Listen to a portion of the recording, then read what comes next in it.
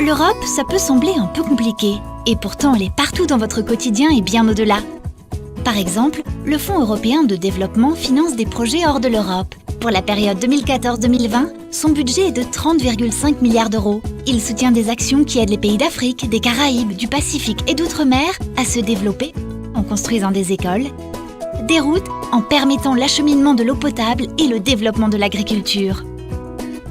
Mais l'Europe agit aussi en France. Par exemple, le Fonds européen d'aide aux plus démunis et le Fonds social européen œuvrent pour la cohésion sociale et la lutte contre la pauvreté. De 2014 à 2020, ce sont 6 milliards d'euros qui sont consacrés aux projets pour les demandeurs d'emploi et les jeunes en difficulté. En France, 4 organismes en bénéficient: la Croix-Rouge, le Secours populaire, la Banque alimentaire et les Restos du Cœur. Pour ce dernier, cela représente un quart de chaque repas qui est financé par l'Europe. La lutte contre la pauvreté passe aussi par l'accès aux soins pour tous. Si on se blesse ou tombe malade en Europe lors d'un voyage, grâce à la carte européenne d'assurance maladie, les frais d'hospitalisation sont couverts à 100%, et ce depuis le 1er juin 2004. En parlant de voyage ou de mobilité, un des plus importants budgets de l'Europe est consacré à la mobilité européenne de tous. Plus de 250 millions d'euros sur 7 ans. C'est le programme Erasmus+. Il y a dans ce programme un volet consacré au sport. Il finance la lutte contre les discriminations et l'égalité des chances dans le sport.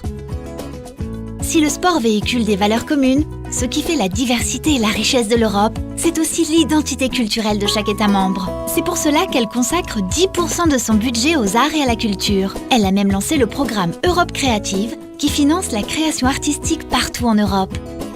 On ignore beaucoup de choses sur l'Europe, et il y a des représentations qui ont la vie dure. Il est souvent dit par exemple que la France est le pays où il y a le plus de jours d'école. Eh bien non, c'est le pays où il y en a le moins. 162 jours par an pour les élèves français, alors que les élèves danois et italiens sont ceux qui passent le plus de jours de l'année en classe, avec plus de 200 jours par an. Téléphoner en Europe coûte cher. Voilà une autre idée fausse. Depuis le 15 juin 2017, l'Europe a mis fin aux frais d'itinérance. Les SMS, les MMS et les données mobiles ne sont plus surtaxés au sein des pays européens. Un autre exemple qu'on ne connaît pas forcément. Ça fait longtemps que l'Europe s'est engagée pour l'égalité entre les femmes et les hommes. Le traité de Rome, signé en 1957, impose l'égalité salariale dans les 6 pays fondateurs de l'Europe. Malgré cela, l'égalité des salaires ne sera établie en France qu'à partir de 2006. D'une façon générale, une femme gagne encore environ 20% de moins qu'un homme. Agir pour l'environnement est aussi une de ses principales priorités. Comme beaucoup de pays dans le monde, l'Europe a sa part de responsabilité dans le réchauffement climatique. Pour y remédier, elle consacre 20% de son budget à des actions environnementales. Par exemple, elle vise une réduction de 30% des émissions de gaz à effet de serre d'ici 2020. Maintenant vous le savez, l'Europe agit partout dans le quotidien de tous. Si vous voulez plus d'informations, rendez-vous sur le site du département de la Gironde.